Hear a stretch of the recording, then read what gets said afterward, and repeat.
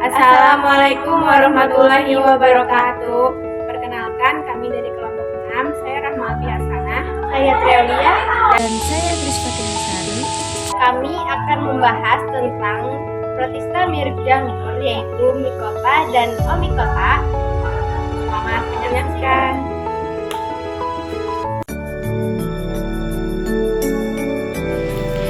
Oomycota dan Mycota merupakan kedua kelompok organisme yang memiliki peran penting bagi ekosistem serta kehidupan manusia.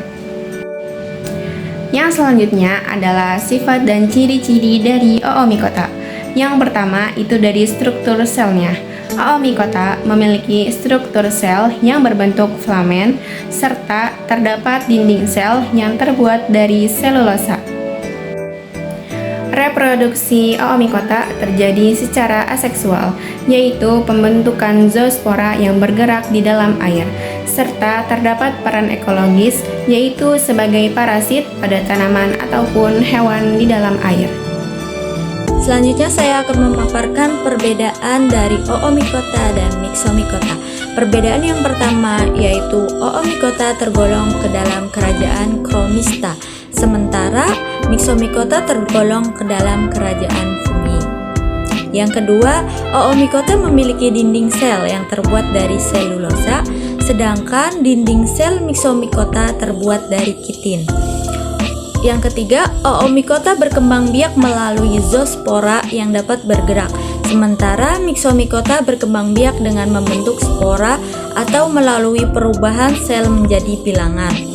Yang keempat, Oomycota memiliki peran penting sebagai dekomposer dan parasit pada tanaman dan hewan air, sedangkan Myxomycota berperan dalam siklus nutrisi dan simbiosis dengan berbagai organisme.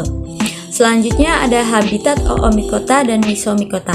Yang pertama, habitat dari Oomycota yaitu banyak ditemukan di air tawar, di laut, dan di tanah yang lembab seperti rawa-rawa. Selanjutnya, habitat dari Myxomycota yaitu Myxomycota hidup di berbagai habitat termasuk di tanah, hutan, serta di dalam dan di sekitar makhluk hidup seperti tanaman dan hewan. Selanjutnya, manfaat Oomycota dan Myxomycota bagi kehidupan. Yang pertama, Oomycota dapat digunakan dalam pengendali hama dan penyakit tanaman, serta dalam produksi pakan ikan dan makanan laut. Yang kedua, manfaat dari Myxomycota yaitu memiliki manfaat dalam industri pangan, farmasi, dan rekayasa genetika.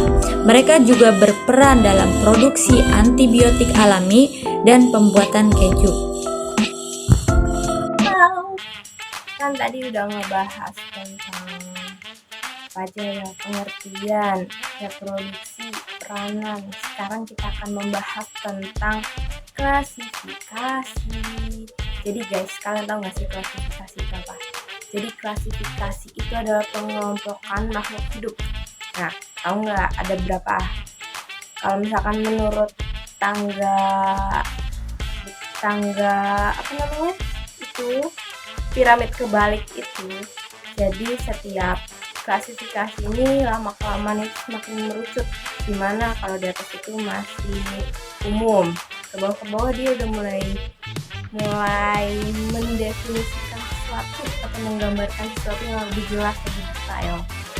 Guys, sekarang kita akan membahas tentang klasifikasi dari Oomycota dan Myxomycota. Kita mengambil 3 contoh spesies. Yang pertama cukup kalian tahu ya. Dalam klasifikasi itu ada yang namanya kingdom, phylum, class, ordo, family, genus, dan spesies. Di mana spesies ini terdiri dari 2 kata. Wajib 2 kata, yaitu yang terdiri dari genus dan kata kedua yaitu epitet spesies. Contohnya Dictyostelium, Discoideum. Nah, itu kan 2 dari genus Dictyostelium dan epitet spesiesnya Discoideum. Nah, untuk itu kalian tahu nggak sih, selain dari spesies itu cara penulisan nama pada family. Kalian sering lihat nggak sih kalau kalian perhatiin ya, nama family itu belakangnya tuh terutama pada hewan atau tumbuhan itu belakangnya Ciae atau enggak Ideae gitu kalau misalkan pada tumbuhan. Nah itu salah satu ciri khasnya untuk dalam penulisan dari family. Nah selanjutnya kita akan bahas yang pertama, yaitu adalah contoh dari spesies Omicota, yaitu adalah Saprolegnia parasitia. Nah itu tentunya dari kingdom Chromista. Kingdom Chromista ini sama kingdom untuk eukaryotik. Misalnya filumnya Omicota dan kelasnya Peronospora. Biasanya ada juga ordonya dari Saprolegniales dan family Saprolegniaceae dan genusnya Saprolegnia, lalu spesiesnya Saprolegnia parasitia. Itu pertama kali ditulis oleh ilmuwan atau peneliti yang bernama Cocker pada tahun 1923.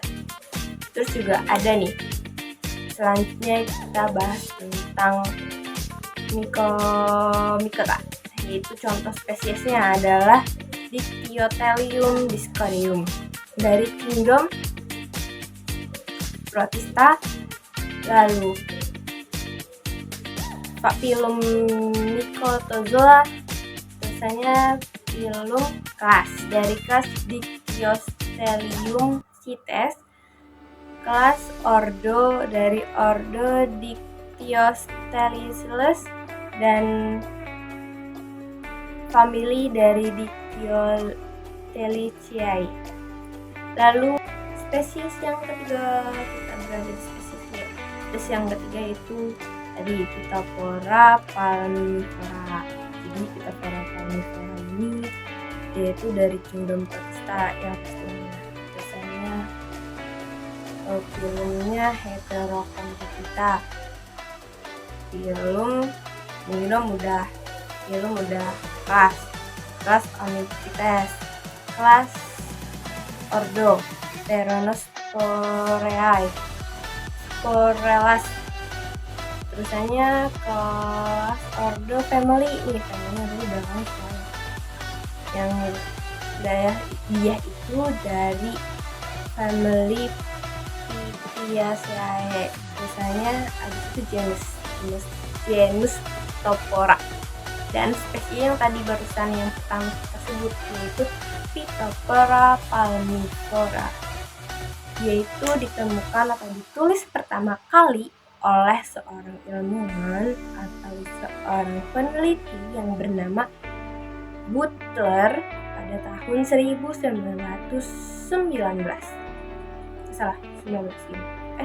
Benar. Lalu kita berakhir pada kesimpulan juga ini, dan kesimpulan dari apa yang sudah kita pelajarin yang tadi dijelaskan di awal oleh teman-teman saya, oleh kelompok saya. Jadi pada intinya Omicota dan Mycota ini yaitu memiliki peranan yang penting bagi kehidupan. Dan diulang kembali, perbedaan dari Omicota itu tentunya ada fungsi. Setiap makhluk hidup itu diciptakan pasti punya manfaatnya masing-masing. Gak ada sama sekali manusia yang di dunia ini diciptakan tanpa tujuan dan maksud. Jadi kesimpulannya tentunya peranan dari Omicota tadi itu yang membedakan Omicota dan Mycomycota, yaitu yang pertama, Omicota ini yaitu bekerja berperan sebagai decomposer dan parasit. Contohnya yang waktu kita pelajari juga pada praktikum Protista dan ini yang busuk-busuk itu gara-gara Omicota, tapi ada juga yang Mycomycota. Peran dari Mycomycota itu yaitu berperan sebagai siklus nutrisi dan simbiosis dengan berbagai makhluk hidup. Saya rasa cukup. Semoga apa yang sudah disampaikan bermanfaat. Kurang lebihnya mohon maaf. Wabillahi taufiq wal hidayah. Wassalamualaikum warahmatullahi wabarakatuh. Sampai jumpa lagi. Dadah. Assalamualaikum.